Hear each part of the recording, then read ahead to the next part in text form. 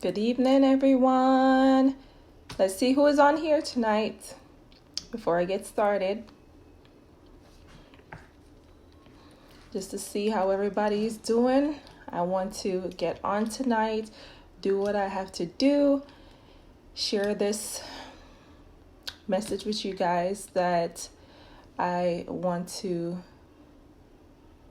deliver and, enjoy the rest of my night. So when you're coming on, just say hi and where you're, coming in from, where you're at. Thanks for joining. Hi, everyone. Hi, Bobby. Hi, Kelly. Hi, Mark. Hi, Randy. And everyone joining on tonight. I definitely wanted to talk about resiliency and what's the key to resiliency. So, welcome to my live, and I call this Doing Life with Rosie. So, I named it and I called it Doing Life because sometimes we feel like we're in this on our own. We're going through these life struggles on our own, and we're dealing with all our problems on our own, but I'm here to bring you hope and to let you know that you're not going through this alone. We're doing this thing together. We're doing this life together. So you're doing life with me and I'm doing life with you. All right. Does that sound cool? All right. I hope y'all cool with that. All right. So we're going to talk about resiliency tonight, and the key, what's the key to resiliency? In my opinion, what I found that worked is self-care. Self-care. If you want to have that bounce back ability, as I call it, when you go through a situation, it's not like resiliency is not like you're tough and it's not going to affect you. It's going to affect you. You're going to cry. You know what I'm saying? You're going to feel it. You're human. You're going to feel these challenges. You're going to feel the pain, the hurt, the heartache. You're going to feel it, okay? It's going to suck. I just remember the things I've been through in the, near past, not too long ago. And I was boo-hooing, all right? It hurts. And I was begging God, take this away. I can't do it. But, I learned that I have to take care of myself. And I've gotten good at doing that, little by little, taking care of myself, and for me, my mental health is big. Okay. There are a lot of people that I've met that when they're going through things, they shy away from seeking help, especially, seeking mental health counselors. I'm not. I'll be the first person when I'm going through this in April when my sister was missing. And let me tell you, that thing hit me hard because I did not know what was going on for 21 days. And we were planning for the worst. And I had to tell my job, I said, I cannot focus. I cannot cope. I need to talk to somebody to learn how to cope with what I'm going through. And I raised my hand and I said, I'm out. I just need time to deal with this. And, thankfully, they are very supportive people at my job. Not every job is like that, where they kind of, some places look down on people taking care of themselves when it comes to mental health, and to me, I'm like, people should not do that. People should not look down on somebody wanting to take care of their mental health. It's just like you have, you're sick physically, right? You have a cold, you have backache, someone diagnosed with cancer and they're seeing the doctor. Okay. There's no difference. If something is going on with you and you cannot handle it mentally and you're like confused and you just don't know what to do, let me tell you something. You better go see somebody, talk to somebody. And don't let this stigma that people put on mental health keep you from seeking help. Because that is the biggest way for you to overcome what you're going through and to become more and more resilient. People always say, Rosie, you don't look like what you're going through. Why?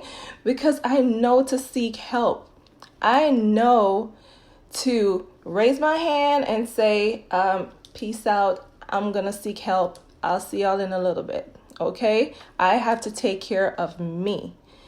All right. So that's what I have learned to do over the years. I remember when my mom passed in 2016. Okay. She came to spend Thanksgiving with my husband and I and the family here in San Antonio, and she never made it back home. It was a tough time for us. I mean, and the experience of her, what she was going through before she passed was tough. Let me tell you. All right. And, I had to take leave. I had to take leave to take care of my mom's funeral and everything like that. And it wasn't a lot of time. I think it was like a week. And, this is something that I ding the Air Force for. And I hope they work on it, because people get free time off to play sports in the military, but they don't get that same time off to grieve, especially when their immediate family member passes, their parents, their spouse, whatever it is. I feel like that's something that they need to work on, because people need time to grieve, and people need time to take care of themselves, to overcome what they're going through. All right. So if there's any leaders out there in the Air Force that is hearing me right now, please, that would be a huge thank you, to do that for your folks, to take care of your folks in that area. Because I remember after my mom passed and I had to go back to work, and I know they couldn't wait for me to come back, because, they needed the body. They, it's low man, and they needed people to work, and they were struggling without, me being out, because it's a lot of work. It's, they need that experience, that expertise, and they needed me. And the day I went back to work, I wasn't ready to go back to work. I felt like I never grieved properly. And I remember that day I got there, and they're like, oh, Sergeant Thames, you're going to brief these people that's coming in for, a particular briefing we do. And I was like, really? Like, nobody even asked me, hey, are you okay with briefing? And I'm like, oh my gosh, I can't believe they, I'm still dealing with my emotions, and they just pushed me to do this briefing. I could just cry in a second, anything could trigger me, right? I could be briefing something, and something I see or hear or are talking about could trigger, and I'll, bust out crying. I'm like, no, you don't do that. And I know, I don't think they deliberately do it, and I don't think they understood what they were doing, right? Because probably on the outside, I may look all right, maybe, right? Inside, it was a whole different story. And so, you just have to, and I've learned this as a leader, to ask these questions. Don't assume that somebody's okay, because what they look on the outside is not what they're looking like on the inside. It's a totally different story. So, I just remember that experience, and I was like, you know what? I cannot stay here another day. I mean, even sitting at my desk, I was crying and, answering the phone. I was just like, I can't do this. So I was like, I have to seek help. And I got up and I walked into that mental health clinic, and I said, I need to learn how to cope with what I'm going through right now, because it is heavy. It is heavy, and I need help. Okay? All that I'm going through. My mom just passed. I'm still dealing with my husband's health situation, right? That's still, that was still there. Plus this, I'm like, I need help. I need a moment. I felt like I was going to have a nervous breakdown. And I walked my little butt over there to the mental health clinic. And I told them, I cannot be in this environment right now until I heal. Right? I just hope that people would do the same thing. I have friends that I see struggling every day, stressed out, and refuse to go talk to a counselor because they're afraid it's gonna affect their career because of the stigma that seeking help for mental wellness can do. I'm like, I don't care what it's gonna do to my career. I need to be whole. I need to be better. And so you got to do the same thing. And that's why people say, oh, you're so resilient. You know why? Because I learned to take care of myself. I learned to do that. And, it's just sad to see people just sit there and struggle because they refuse to do that for themselves. And like I said, if you can go to the doctor for a flu, for a cold, for whatever it is, whatever ache, what's the difference? Okay?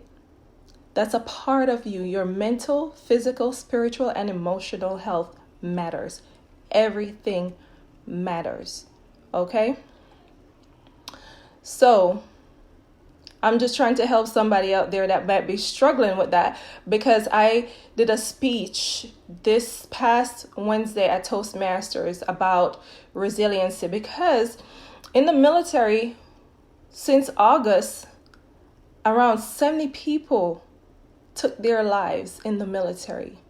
70 people. And the statistics shows that suicide is the leading deaths in the Air Force. And, our Chief Master Sergeant of the Air Force, Chief Wright, said that, we don't even lose that many people to a single enemy like we do with suicide. It's insane. And in my speech, I talk about self-care. And not only that, I also talk about people caring for each other. Because a lot of times we also see people suffering around us. We see people in our office, they may be going through disciplinary actions, like they got in trouble, whatever the case may be. And now they're the black sheep of the office and they're a burden, or they're going through medical evaluation, a medical board, because they're broken some way, somehow. And now they can't deploy and they can't do certain things. They can't perform their duties the way they're supposed to. And now they're a burden to the office. And because of that, people, sometimes they're just, treated a certain way, like, gosh, you're a burden and you know what I mean? Like, they're treated a certain way. If you understand what I'm saying. And you cannot do that to people. They're humans. Yes, they may make a mistake. Yes, they may get in trouble, but you have to care for them and ask them, how they're doing. Is there something you can do to help? Offer them, some sort of help. Tell them about the resources out there to help, that they could use. Do something for them. Talk to them. Don't just leave them hanging like that, because that's why people commit suicide, because they feel like there's no hope and nobody cares about them. Look, they come to work, nobody care about them. They go home, sometimes they may have issues there too. And a lot of times it's hard to take care of yourself. Honestly, sometimes taking care of yourself is on the back burner. Okay? And especially when everything is coming at you. So, you have to learn to take care of yourself and take care of those people around you.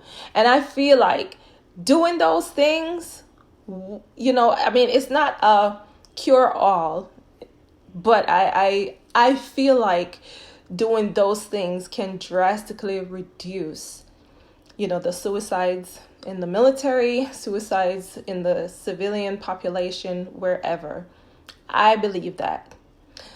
So that's my challenge for you, is to take care of yourself. So this week, all right, I've been, so let me back it up some. One of my plans for self-care is to get a massage every month, but I've been slacking, okay? And it's been catching up to me. I'm like, oh my gosh, I need to get a massage. I was supposed to do it this past week and I didn't. But I'm going to get it done. I'm going to get it in. But I've done some things now I'm very proud of to care of myself. I was like, some things was happening this week. The workload did get a little hectic, and kids were off of school and everything. Husband had some medical stuff to take care of too, and I was like, you know what? I was debating, should I take leave? Should I take off of work Friday? Should I not? And I was like, you know what? Go ahead and take off. I needed this. I needed to catch my breath. I needed to breathe a little bit. I needed to relax. Plus, tomorrow I'm doing my PT test again.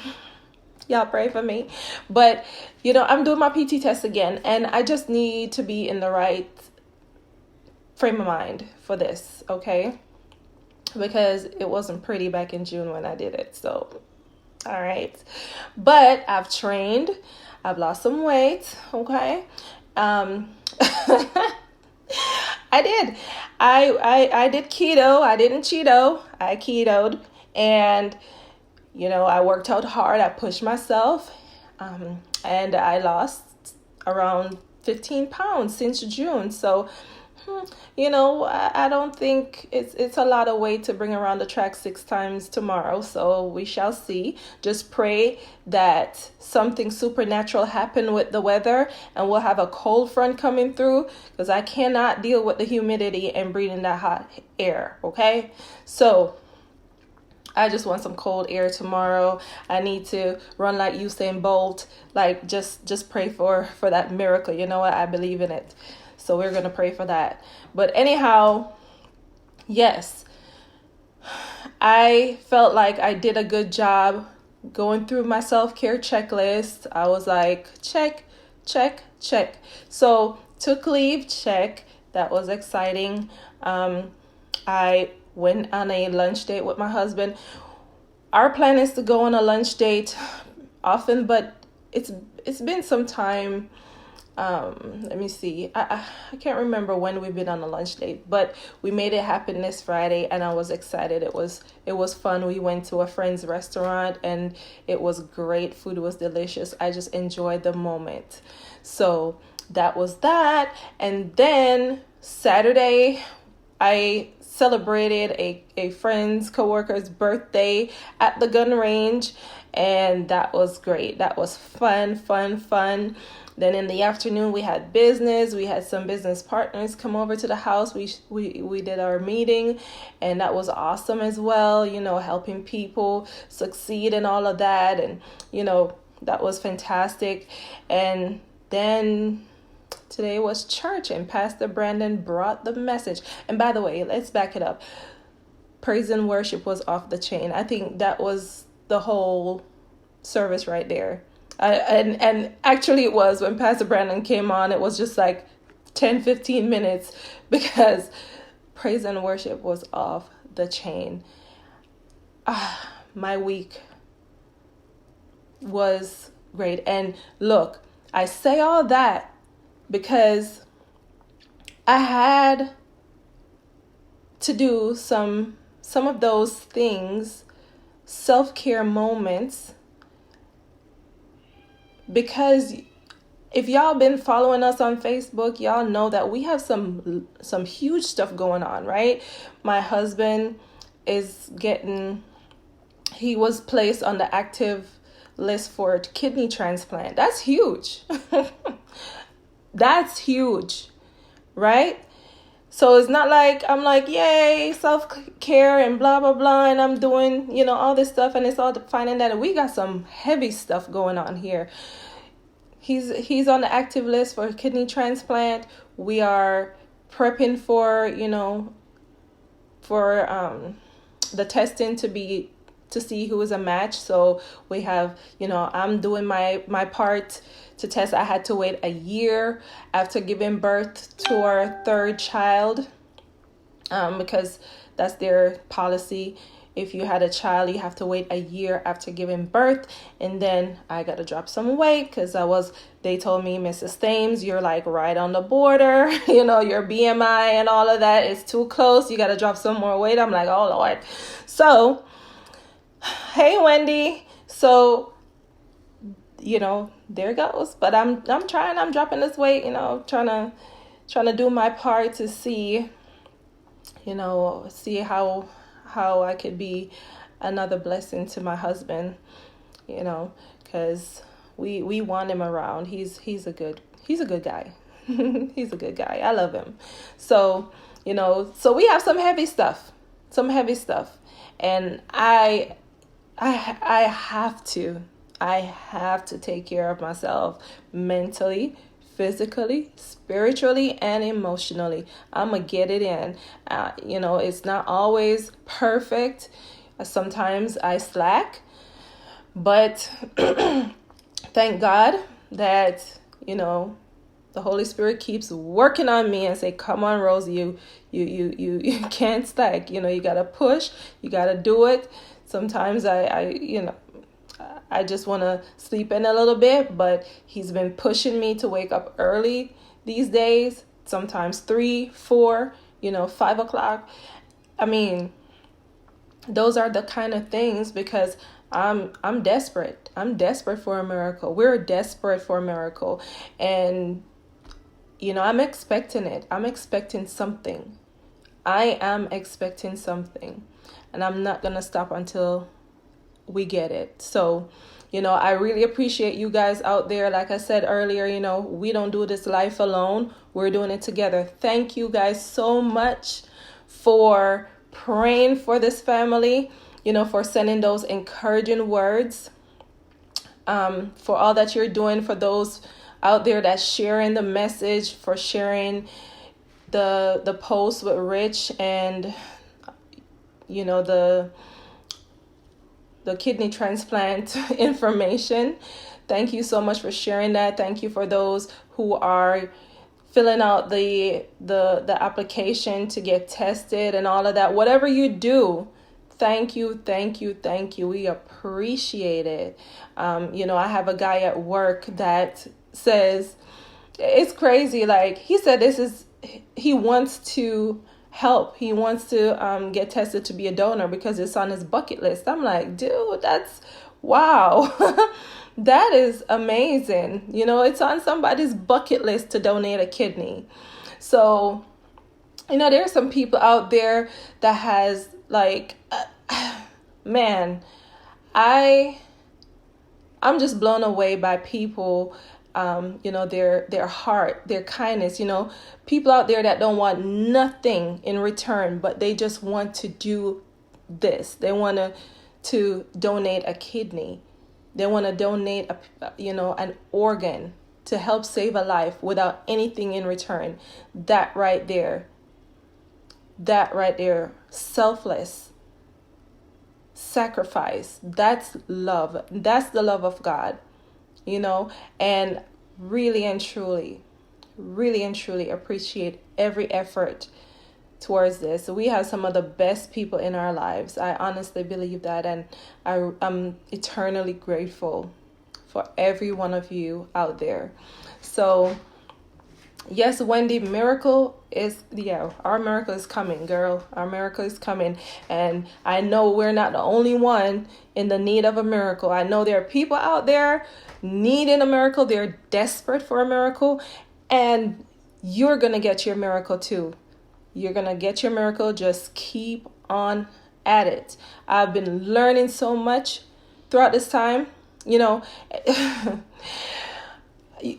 Okay, so our faith been tested so many times throughout this experience. I mean, so many times. And I tell God, and I say this in my Jamaican dialect tongue. So let me see if I can, I know I have audience on here that are not, who are not familiar with my Jamaican dialect. But, I said to God, God, you may know from a long time, right? When the devil was messing with my mind and saying, when last year when my son was in the hospital, his kidneys, no, not his kidneys, but his lungs was shutting down because he, got strep and got pneumonia from that. And his right lung was shutting down. He was in the ICU, the pediatrics ICU, for 2 weeks while I was pregnant with our third child. Lord have mercy. Tell me. Oh my gosh. That was an experience. My head was about to blow. Okay? I was weak. I just remember in my room, I came from the hospital one day. Rich was at the hospital because we had to start switching out now because it was getting overwhelming. Like, we were there 24 hours. And at one point, we're like, okay, we're going to have to switch out so we can get rest. And I remember coming home and I just started busting out crying. I'm like, God, I can't do this. I cannot do this. I'm going to need you to come through, like, seriously, because, people people say God won't put more on you than you can bear. I searched the scriptures, people, and I can't find that. That's not in the Bible. It says he won't tempt you or cause you to be tempted, actually, beyond what you can handle, and he will make a way of escape. See, temptation is different than trials and tribulations, okay? Look it up in your dictionary. Being tempted by the devil and trials and tribulations, different story. Okay? But just let's just go with that argument. All right? God won't put more on you than you can bear, but guess who will? The devil. And guess who else will? Life. Life will put more on you than you can bear, and the devil will put more on you than you can bear. So if we're gonna say, okay, maybe God don't do it, but life will do it, and the devil sure will do it. Okay, so it's gonna happen. All right. We have examples in the Bible. Jesus, you remember he went in the garden and asked God to take this cup away from him.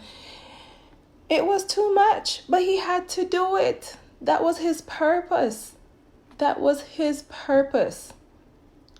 I don't know if y'all ever read the story of Job, but that was a whole lot, y'all.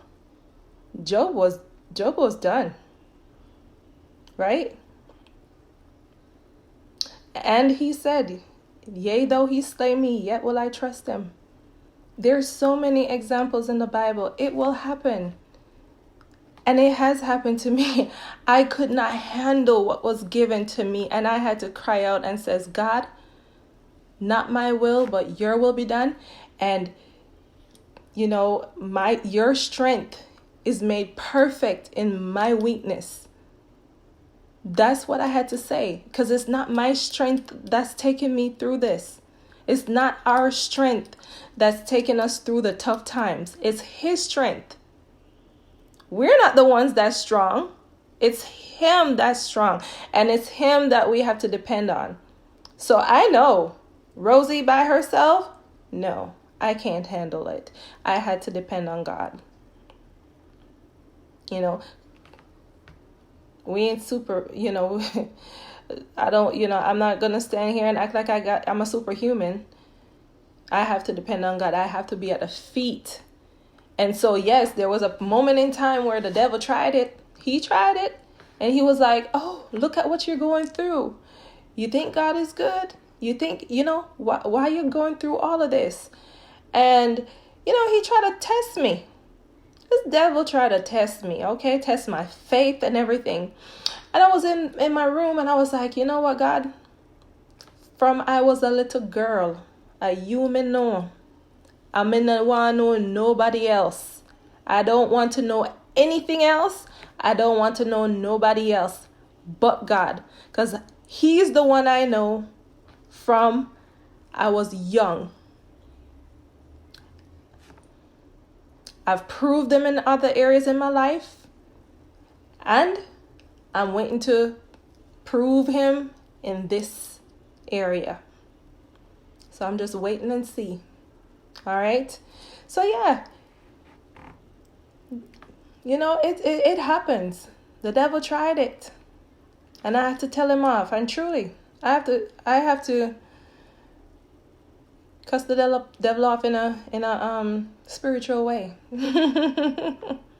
I have to tell the devil, I said, dirty devil, leave me alone. All right. Stop messing with me and my family. All right. So yes, devil, the devil don't play, and he will put it on you more than you can handle. And so does life. But we're not doing this life alone. And that's why I wanted to do this topic, this series, whatever you want to call it. Doing life. You're doing life with me. I'm doing it with you. We're doing it together, and we're going to get through. We're going to conquer. We're going to overcome. We're going to dust the devil's tail. All right? Because I am tired of him meddling in my life and in my family's life. I am just done. Okay? So I just wanted to go over some things with you guys this week before I wrap up for the night. But yes, guys, please keep me in your prayers. I will be running around that track 6 times tomorrow. I'd rather run for distance than time any day, but the military requires it. So, I just hope the weather is on my side tomorrow. I just want a supernatural change in the weather. Let's pray for a cold front, because I run better when it's cold. And let me get through this test, so I'll let you know how I do. All right. So I just want to ask one question out there. Does anybody want to share a but God moment? Something that happened this week and you're like, but God. It's but God. Anybody want to share that real quick?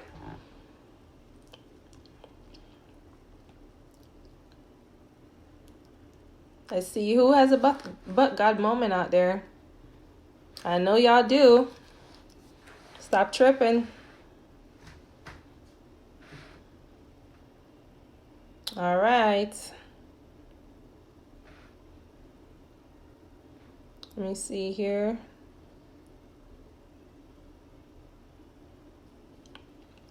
Or anything exciting that happened in your week last week? Like, anybody want to share something noteworthy? Or, it doesn't have to be like real huge or anything. Anything that you just want to share that happened last week and you just want to share with me. Because I want to know that something is happening in others' lives, other people's lives. I want to see that, people are being impacted out there, that, or something that you did. It could be something that you did for somebody else, whatever the case may be, so, and if not, I challenge you to do it, because sometimes we're so caught up in our own situation and our own problems in our own lives that we fail to see others out there that need something. They need, word of encouragement. They need, something that we could bless them with, and so it has happened to me before, and I know it is easy to, to just get caught up in our own stuff. So if you don't have anything to share, that's okay. But hopefully next time when I ask, y'all will be typing up some stuff, because I'm going to ask again. Okay. So, I challenge you to go out there and, be who God created you to be. Like I said last week, be more and more like Jesus and unlike anybody else that he created. That's your goal. Okay. So go ahead and do that. Try to try to reach out to somebody and let them know you care. If there's somebody that you haven't talked to in a long time, or somebody that offended you, and this one can be a toughie, somebody that offended you, either pray for that person, because sometimes it can be tough reaching out to that individual. Sometimes we're trying to protect ourselves from more hurt, but pray for that person. And if you can, reach out to that person and talk to them.